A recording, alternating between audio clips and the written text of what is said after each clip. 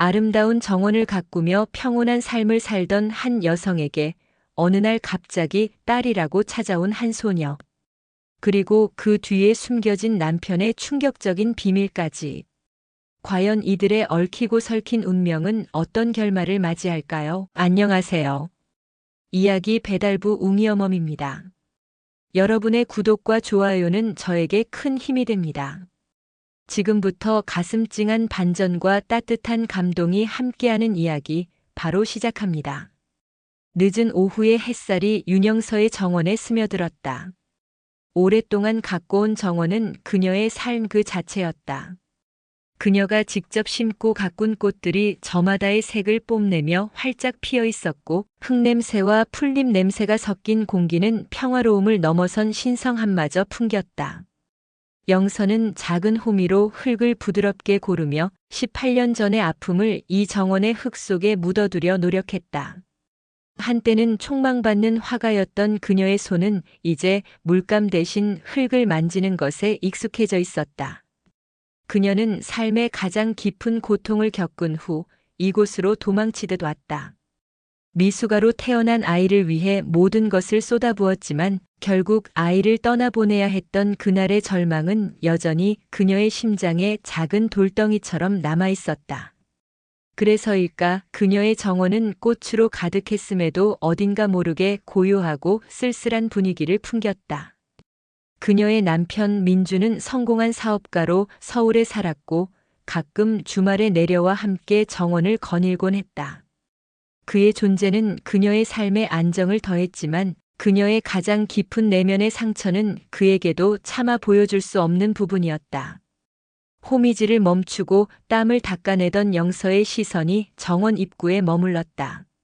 낡은 교복을 입은 소녀 하나가 서 있었다. 10대 후반쯤으로 보이는 소녀는 낡았지만 깨끗한 교복과 가방을 메고 있었다. 그녀의 차림새는 영서가 살아온 평화로운 정원과는 이질적인 도시의 냄새를 풍기고 있었다. 소녀는 영서의 정원을 뚫어져라 응시하고 있었다. 그 시선에는 호기심을 넘어선 어떤 간절함이 담겨 있었다. 학생, 여기서 뭐하고 있어? 길을 잃었니? 소녀는 고개를 들고 영서를 똑바로 바라보았다. 그녀의 눈빛은 또렷했고 그 안에는 나이답지 않은 침착함이 담겨 있었다. 소민 단호한 목소리로 아빠가 저 정원을 만드셨어요? 영서는 순간 당황했지만 아이의 엉뚱한 말에 웃음이 터져나왔다. 윤은서 애써 웃으며 학생이 이 정원을 어떻게 알지? 이 정원은 내가 20년 가까이 가꾼 내 정원이란다. 소민은 전혀 흔들리지 않고 말한다. 아빠가 오래전 제가 어릴 때 그랬어요. 나중에 꼭 너만을 위한 정원을 만들어주다고. 근황 이후 더 이상 볼 수는 없었지만 그분의 이름은 민준이에요. 영서의 얼굴에서 웃음기가 사라졌다. 그녀의 심장이 불안하게 쿵 하고 내려앉았다. 소녀의 입에서 나온 이름과 전화번호는 그녀의 남편 민준의 것이었다. 그녀의 손끝이 파르르 떨리기 시작했다. 정원의 새소리가 멀게 느껴질 정도로 모든 소리가 사라졌다. 15년간 믿어온 남편과의 관계, 그녀의 평화로운 삶이 한순간에 흔들리는 순간이었다. 소미는 가방끈을 고쳐 매며 아빠를 찾아왔어요. 할아버지께서 많이 아프시거든요. 윤영서는 떨리는 손으로 남편 민준에게 전화를 걸었다. 이 모든 것이 거짓이기를, 단지 아이의 장난이기를 간절히 바라면서 민주는 거대한 창문 너머로 서울의 스카이라인을 내려다보고 있었다. 50대 후반 성공한 사업가. 그의 삶은 겉으로 보기엔 완벽했다.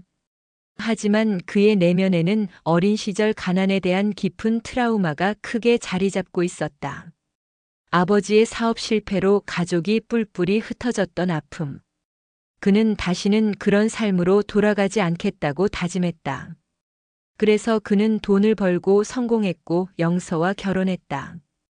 그의 성공은 그의 삶을 완성시키는 유일한 증명서였다. 그때 전화벨이 울렸다. 수화기 너머로 들려오는 영서의 목소리는 평소와 달랐다. 미세한 떨림과 불안함이 섞여 있었다. 여보. 무슨 일이야? 그는 자신의 목소리가 경직되고 있음을 느꼈다. 여기 우리 정원에 어떤 아이가 와 있는데 자기 아빠가 당신이라고 해. 민준의 손에서 전화기가 미끄러질 뻔했다. 심장이 덜컥 내려앉았다. 그는 숨을 쉬는 것조차 잊은 듯 굳어버렸다. 수화기 너머로 아무 말도 들리지 않았다. 길고 무거운 침묵이 흘렀다. 영선은 그 침묵이 모든 것을 말해주고 있음을 직감했다. 윤영선은 떨리는 목소리로 여보, 민준 씨 대답 좀 해봐. 민준은 간신히 정신을 차렸다. 그는 자신의 과거가 결국 현재의 평화로운 삶을 덮칠 것이라고는 상상도 못했다. 그의 머릿속은 온갖 변명과 회피의 생각들로 뒤엉켰다. 하지만 결국 그는 아무 말도 할 수 없었다. 민준은 한참 후 간신히 말을 잇는다. 내가 지금 갈게. 기다려. 뚝 전화가 끊긴다. 영선은 전화기를 든 채로 멍하니 서 있었다. 지금 갈게라는 짧은 말에 담긴 민준의 죄책감과 무게감이 그녀에게 고스란히 전해졌다. 그 말은 모든 것이 사실이라는 고백과 다름없었다. 소민은 이미 모든 것을 예상했다는 듯 영서가 가꾼 정원의 벤치에 차분히 앉아 그녀를 바라보고 있었다. 아빠가 온다고 했죠? 그럼 기다려야죠. 소녀의 담담한 목소리가 영서를 더욱 아프게 했다. 영서는 소민을 바라보며 복잡한 감정에 휩싸였다. 남편에 대한 배신감 그리고 그와 동시에 이 아이에 대한 연민이 뒤섞였다. 그녀는 소민의 깨끗하지만 오래된 옷과 신발을 보며 18년 전 자신이 아이를 떠나보내야 했던 그날의 아픔을 다시 떠올렸다. 그녀는 이 아이를 외면할 수 없었다. 윤영선은 소민에게 다가가며 학생 이름이 소민이요. 이소민. 배고프지 않니? 우리 저녁 먹으러 가자. 영선은 소민을 데리고 정원 근처에 있는 허름한 국밥집으로 갔다. 정원 옆에 있는 낡고 작은 식당은 영서가 종종 들르던 곳이었다. 뽀얀 국물에서 피어오르는 김이 두 사람을 감쌌다. 평소라면 정겨웠을 국밥집의 분위기가 오늘은 묘한 긴장감으로 가득했다. 영서는 소민의 오래된 신발을 보며 마음이 아팠다.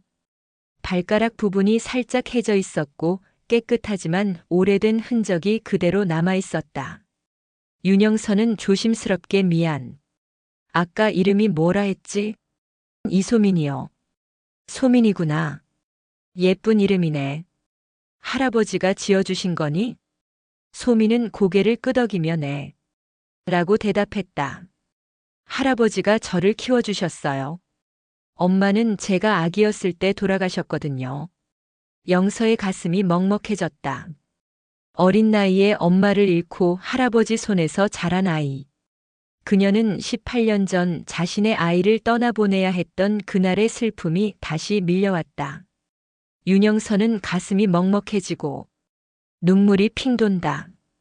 아까 할아버지가 많이 아프시다고 들었어. 소민 국밥 국물을 한 숟가락 떠서 입에 넣으며 폐암이에요. 수술비 3천만 원이 필요하대요. 할아버지는 돈이 없다고 수술을 포기하려고 하세요. 그래서 어쩔 수 없이 아빠를 찾아온 거예요. 영선은 숟가락을 내려놓았다. 18세 아이가 짊어진 삶의 무게는 영서의 상상을 초월했다. 그토록 간절한 눈빛에는 할아버지에 대한 걱정과 아버지를 찾으러 온 간절함이 뒤섞여 있었다. 소민은 고개를 들고 영서를 똑바로 쳐다보며 말했다. 지금까지 아빠는 한 번도 연락 안 하셨어요. 할아버지께서 아빠는 이미 세상을 떠났을지도 모른다고 말씀하셨거든요. 이 말을 듣는 순간 영서는 더 이상 참을 수 없었다. 그녀는 그릇 부딪히는 소리, 사람들의 대화 소리가 멀게 느껴질 정도로 깊은 절망감에 빠졌다. 겉으로는 완벽해 보이던 남편 민준의 민낯이 드러나는 순간이었다. 그때 국밥집 문이 열리고 민준이 들어왔다. 그의 표정은 평소와 달리 무겁고 어두웠다. 윤은서 민준을 바라본다. 차갑고 공허한 눈빛. 소민이 조용히 자리에서 일어났다. 드디어 아버지와 마주하는 순간이었다. 소민이 떨리는 목소리로 아빠 라고 하자 민준은 그 자리에서 굳어버렸다. 그의 얼굴은 창백했고 입술은 파르르 떨렸다. 죄책감과 당혹감이 뒤섞인 표정. 영서는 그 표정만으로 모든 것이 사실임을 확신했다. 만약 오해였다면 그는 당황하며 해명했을 것이다. 하지만 그는 아무 말도 하지 못했다. 국밥집을 나와 가로등 불빛이 희미하게 흔들리는 거리로 나왔다. 늦은 저녁의 찬 바람이 두 사람의 얼굴을 스치고 지나갔다. 정적이 무겁게 흐르는 가운데 민주는 끝내 고개를 들지 못했다. 그의 어깨는 무너진 건물처럼 축 늘어져 있었고 윤영서는 그에게서 한 번도 보지 못했던 비겁함과 무력감을 느꼈다. 그녀는 더 이상 기다릴 수 없었다. 윤영서는 떨리는 목소리로 당신 왜 말하지 않았어요? 왜 이런 중요한 사실을 나에게 숨겼어요? 민주는 고개를 숙인 채 겨우 말을 잇는다. 미안해, 여보. 정말 미안해. 말할 수가 없었어. 당신과 새로운 삶을 시작하고 싶었고 과거는 묻어두고 싶었어. 민준의 변명에 영서의 분노가 폭발했다. 그의 입에서 나온 과거라는 단어는 그녀에게 비수가 되어 심장을 찔렀다. 그녀의 목소리는 거리에 울려 퍼졌다. 과거를 묻어두고. 그럼 난 뭐였는데? 우리 결혼은 뭐였냐고. 당신의 과거를 덮기 위한 도구였어요? 그녀의 격한 목소리에 소민은 조용히 서서 두 사람을 지켜보고 있었다.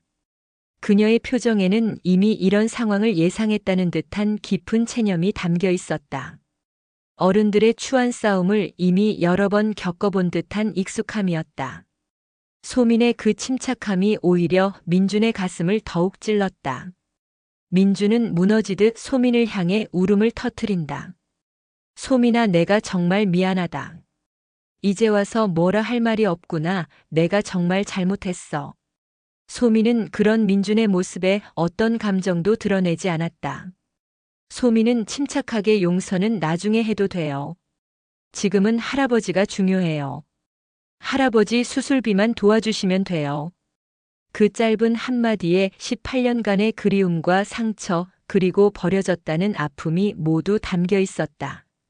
민주는 아무런 말도 할 수 없었다. 영서는 소민의 단단함에 또 한 번 놀랐다. 그리고 동시에 이 아이를 외면할 수 없다는 확고한 결심을 했다. 자신의 과거 미숙아를 잃었던 그날의 아픔이 소민이라는 존재를 통해 다시 그녀의 눈앞에 나타난 것만 같았다. 그녀에게 소민은 단순한 남편의 숨겨진 딸이 아니었다. 그녀는 자신의 잃어버린 딸에게 미안한 마음을 갚을 유일한 기회처럼 느껴졌다. 윤영서는 소민을 마주보고 단호하지만 따뜻한 목소리로 말했다. 소민아, 할아버지 수술비 걱정은 하지 마. 내가 도와주고 싶구나. 내가 그렇게 해도 되겠니? 영서의 예상치 못한 말에 민준의 눈이 커졌다. 순간 민준은 영서가 자신의 삶을 침범하고 자신이 쌓아 올린 모든 것을 무너뜨리려 한다고 느꼈다. 영서의 행동은 그에게 자신의 무능력했던 과거를 다시 상기시키는 것만 같았다. 소민은 영서를 멍하니 바라보았다. 그녀의 눈에 처음으로 한 줄기 희망과 함께 따뜻한 눈물이 맺혔다. 18년 가까이 홀로 버텨온 소녀에게 처음으로 다른 어른의 따뜻한 손길이 닿는 순간이었다. 가로등 불빛 아래 세 사람의 그림자는 각기 다른 방향으로 길게 늘어져 있었다. 집으로 돌아온 민주는 깊은 분노와 수치심에 휩싸여 있었다. 영서가 소민이 할아버지 병원비를 대주겠다고 나선 것은 민준의 자존심에 큰 상처를 주었다. 그는 자신의 서재로 향했다. 거대한 책장에는 그가 평생 모아온 값비싼 책들과 상패들이 가득했다. 이것들은 그의 성공을 증명하는 증거였다. 그는 자신이 쌓아 올린 성공의 탑이 한순간에 무너질 위기에 처했다고 생각했다. 민주는 영서에게 여보, 왜 그랬어?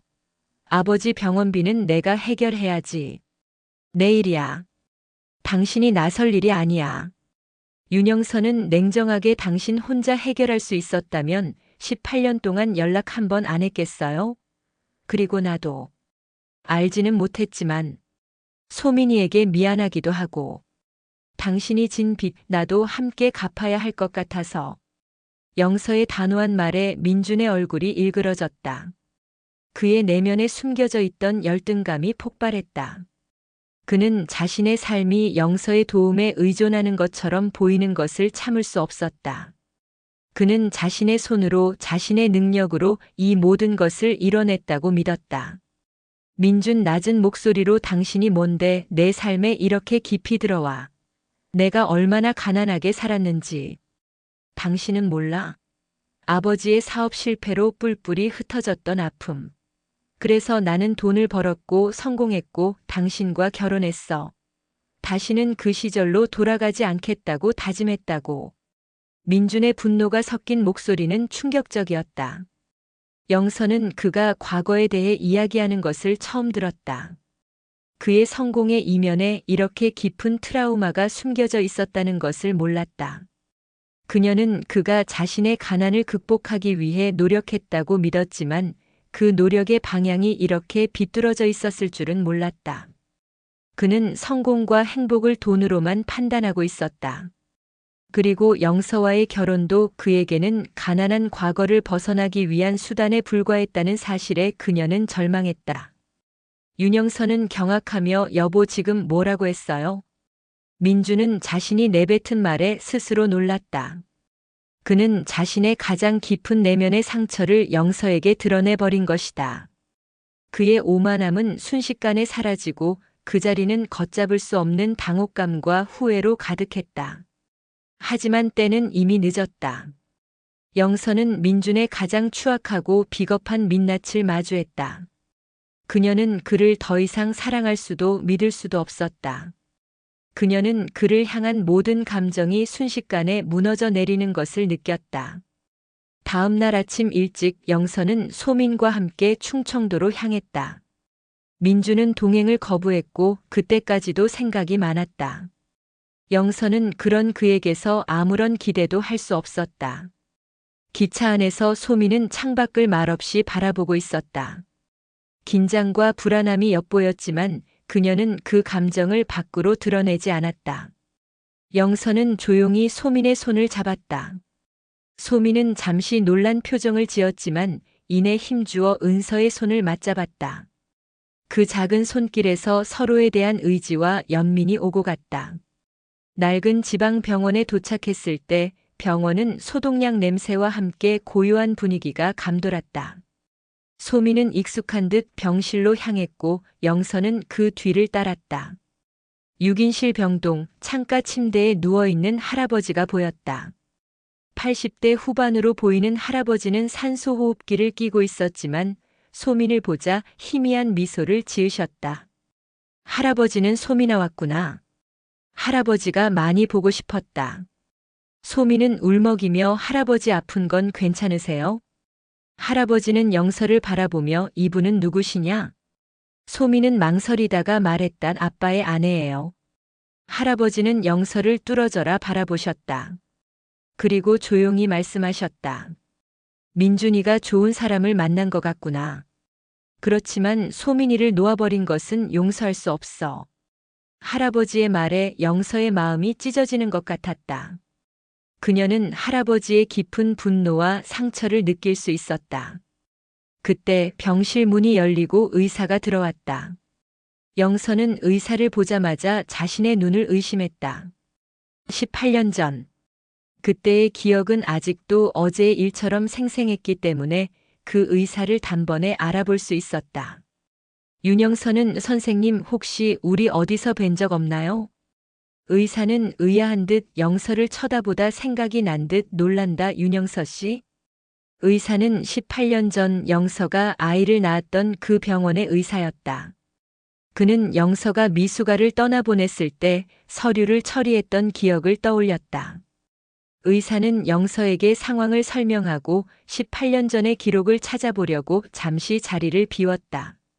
잠시 후 의사가 다시 돌아왔을 때 그의 얼굴은 심각하게 굳어 있었다. 그는 떨리는 목소리로 충격적인 사실을 말했다. 윤영서 씨 사실 18년 전 그때 당시 서류에 오류가 있었던 것을 뒤늦게서야 발견했습니다. 이런 일이 있었다는 것이 참으로 죄송합니다. 그때 민준 씨의 딸이 미숙아로 태어났고 윤영서 씨의 딸은 건강하게 태어났습니다. 당시 병원 측의 실수로 아이들의 기록이 뒤바뀌었습니다. 그러니까 민준 씨의 친딸은 소민이가 아닙니다. 영서는 충격으로 아무 말도 할 수 없었다. 25년간의 모든 슬픔과 오해가 뒤바뀌는 순간 그녀가 잃었다고 생각했던 미숙아는 민준의 딸이었고 그녀의 건강한 딸은 바로 그녀의 눈앞에 있는 소민이었다. 소민의 눈이 충격으로 크게 뜨이고 할아버지의 손이 미세하게 떨리기 시작했다. 그때 병실 문이 열리며 민준이 들어왔다. 텅 빈 복도와 으스스한 정적을 지나온 그의 얼굴에는 여전히 불안과 당혹감이 서려 있었다. 그는 영서를 발견하고 안도의 한숨을 쉬려 했지만 영서의 눈빛을 본 순간 모든 감정이 얼어붙었다. 영서는 그를 향해 차갑고 공허한 눈빛을 보내고 있었다. 마치 낯선 이를 보는 듯한 냉기 어린 시선이었다. 그리고 그는 가장 잔인한 진실을 목격했다. 윤영서는 아무 감정 없는 목소리로 당신 언제 왔어요? 민주는 그녀의 목소리에 담긴 차가움에 가슴이 서늘해졌다. 그는 무언가 잘못되었음을 직감했다. 여보, 소민이는? 아버지 수술은 어떻게 됐어? 영서는 대답 대신 복도 끝에 서 있는 의사를 턱짓으로 가리켰다. 민준이 의사에게 다가가려는 순간 영서가 멈춰 세웠다. 그리고 그녀는 직접 이 사실을 민준에게 알렸다. 당신의 딸은 소민이가 아니었어. 18년 전 당신 친딸은 미숙아로 태어났다가 결국 세상을 떠났대. 민준의 얼굴이 하얗게 질렸다. 그의 손이 파르르 떨리기 시작했다. 그가 평생 외면했던 가난과 함께 버렸던 자신의 핏줄이 이미 세상에 없다는 사실에 그는 무너져 내렸다. 하지만 영서는 여기서 멈추지 않았다. 그녀는 이제 자신의 잃어버린 아이의 이야기를 할 차례였다. 소민이는 사실 내 딸이야. 18년 전 우린 같은 시간, 같은 병원에 있었고, 그때 우리 아이들의 기록이 뒤바뀌었대. 내가 잃었다고 생각했던 아이가 지금의 바로 소민이었어. 민주는 믿을 수 없다는 듯 고개를 저었다. 어떻게 이런 일이 나에게 있을 수 있는지 그의 눈에는 절망과 함께 깊은 공허함이 자리 잡았다. 자신이 버린 아이가 사실은 자신의 핏줄이 아니었고 영서의 딸이었다는 사실. 그리고 그가 영서와 결혼하기 위해 외면했던 가난한 과거의 상징이었던 소민이가 사실은 영서의 친딸이었다는 이중의 비극. 그의 모든 죄책감과 이기심이 그 순간 산산이 부서지는 소리를 냈다. 그때 할아버지의 병실에서 기계음이 길게 울리기 시작했다. 모니터의 파형이 멈췄다. 할아버지는 마지막 힘을 다해 소민을 불렀고 편안한 표정으로 눈을 감으셨다. 소민은 할아버지의 손을 잡은 채 오열했다. 18년간 자신을 키워준 유일한 가족을 잃는 순간이었다. 영서는 소민을 꼭 끌어안으며 함께 울었다. 민주는 병실 안으로 들어섰다. 아버지의 임종을 지키지 못한 죄책감과 자신이 18년간 외면했던 삶이 사실은 자신의 핏줄이 아니었다는 말도 안 되는 진실 앞에서 그는 무릎을 꿇었다. 하지만 할아버지는 이미 모든 것을 알고 있었다. 민준의 친딸이 세상을 떠났다는 것을, 그리고 소민이 영서의 딸이라는 것을 알고도 소민이를 자신의 친손녀처럼 보살폈던 것이다. 아빠가 죽었다고 생각했다는 소민의 말은 할아버지의 의도였을지 모른다. 소민이를 민준의 이기적인 삶으로부터 지켜주기 위한. 영서의 가슴은 할아버지의 숭고한 사랑과 자신의 어리석음에 대한 아픔으로 미어졌다. 할아버지의 장례를 치른 후 소민은 민준과 영서의 집에서 지내고 있었다. 처음에는 어색했지만 영서의 따뜻한 보살핌 덕분에 소민은 점차 마음의 문을 열기 시작했다. 영서는 소민을 위해 새로운 옷과 필요로 하는 모든 것을 사주었고 소민이 좋아하는 음식을 만들어 주었다. 소민의 방은 영서가 가장 아끼던 화분들로 채워졌다. 민주는 매일 밤 늦게서야 집에 돌아왔다. 그는 소민을 똑바로 쳐다보지 못했고 그녀에게 다가가는 것조차 어려워했다. 자신의 가장 큰 죄책감인 소민이를 마주하는 것이 두려웠던 것이다. 민준 소민에게 소민아 내가 정말 미안하다. 소민은 그런 민준을 바라보았다. 그녀의 눈에는 더 이상 원망이나 분노가 없었다. 대신 깊은 연민과 이해가 담겨 있었다. 그녀는 할아버지로부터 모든 이야기를 들었을 것이다. 괜찮아요. 할아버지가 그랬어요. 이제 혼자가 아니라고 엄마가 저를 지켜주실 거라고요. 소민의 입에서 대수롭지 않게 엄마란 말이 나왔다. 소민의 입에서 나온 엄마라는 단어에 영서의 심장이 쿵 하고 울렸다. 그녀는 소민의 손을 꼭 잡았다.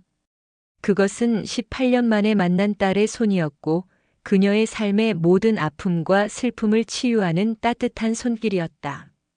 소민은 민준을 조심스럽게 삼촌이라 부르며 그에게 새로운 관계를 제안했다. 민준은 소민의 그 작은 배려와 성숙함에 또 한 번 무너져 내렸다. 그는 소민이 자신에게 던진 삼촌이라는 단어에서 아직 용서받지 못했음을 깨달았고 동시에 새로운 시작의 기회가 주어졌음을 깨달았다. 그는 더 이상 자신의 과거를 외면할 수 없었다. 그들의 이야기는 완벽하지 않았다. 민준의 죄책감은 여전히 남아 있었고 소민의 상처는 완전히 아물지 않았다. 하지만 그들은 이제 함께였다. 소민은 더 이상 혼자가 아니었고 영서와 민준은 잃어버렸던 딸을 되찾았다. 따뜻한 봄날 오후 그들은 서로를 향한 마음으로 새로운 가족의 첫걸음을 내딛고 있었다. 몇 주가 지났다. 윤영서의 정원은 더욱 활기를 띠었다. 소민은 방과 후에 정원에 앉아 책을 읽었고 영서는 그런 소민의 모습을 바라보며 행복한 미소를 지었다. 그녀는 이제 매일 그림을 그린다. 소민의 밝아진 얼굴과 정원의 아름다움을 화폭에 담는 것이 그녀의 새로운 삶의 목표가 되었다. 민주는 주말마다 시골집으로 내려와 영서와 함께 정원을 가꾸기 시작했다. 값비싼 슈트 대신 편안한 작업복을 입고 호미와 삽을 들고 땀을 흘렸다. 그는 더 이상 과거의 성공에 집착하지 않았다. 흙을 만지며 그는 자신의 삶에서 가장 중요한 것이 무엇이었는지 깨닫고 있었다. 소민은 처음에는 그런 민준을 어색해했지만 점차 그의 진심을 받아들였다. 소민은 책을 덮고 영서에게 엄마 고마워요. 윤영서는 소민의 손을 잡으며 고맙다는 말은 내가 해야 할 말이야. 너 때문에 내 정원이 더 완전해졌어. 내 삶이, 내 정원이 너라는 가장 아름다운 꽃으로 다시 태어났어. 소민의 눈가에 따뜻한 눈물이 맺혔다. 18년간 할아버지와 둘이서 버텨온 외로움, 그리고 이제야 찾은 진짜 가족의 품. 그녀는 이제야 진정으로 안도할 수 있었다. 바람이 불어와 벚꽃잎이 흩날렸다. 마치 할아버지가 하늘에서 이들의 행복을 축복해주는 것 같았다. 민주는 영서와 소민을 바라보며 여보, 소민아, 정말 미안해. 그리고 고마워. 내가 버렸던 삶이 이렇게나 아름다웠다는 걸 이제 알았어. 그들은 조용히 차를 마시며 평온한 시간을 보냈다. 과거의 상처는 완전히 치유되지 않았지만 미래에 대한 희망은 밝았다. 해가 서쪽으로 기울기 시작했다. 금빛 햇살이 정원을 비추며 하루의 마무리를 알렸다. 영서는 소민과 민준을 바라보며 생각했다. 인생은 예측할 수 없지만 때로는 그 예측 불가능함이 가장 큰 선물을 가져다 주기도 한다고. 세 사람은 손을 잡고 집 안으로 들어갔다. 그들의 이야기는 이제 시작이었다. 완벽하지 않더라도 서로를 이해하고 사랑으로 채워나갈 시간들이 기다리고 있었다. 할아버지의 마지막 당부처럼 소미는 더 이상 혼자가 아니었다. 그녀는 진짜 가족을 만났다. 그녀의 정원은 이제 새로운 사랑으로 가득 채워질 것이다. 삶은 예측할 수 없기에 때로는 고통스럽지만 또 그렇기에 더욱 아름다운 것 같습니다. 과거의 상처와 비밀을 마주하고 피 한 방울 섞이지 않았지만 진정한 가족이 되어가는 영서와 소민의 이야기. 여러분은 어떻게 보셨나요? 진정한 가족의 의미는 무엇인지, 그리고 우리에게 가장 소중한 것은 무엇인지 다시 한번 생각하게 되는 시간이셨기를 바랍니다. 다음에도 더 깊고 따뜻한 이야기로 여러분을 찾아뵙겠습니다. 여러분의 구독과 좋아요는 저에게 큰 힘이 됩니다.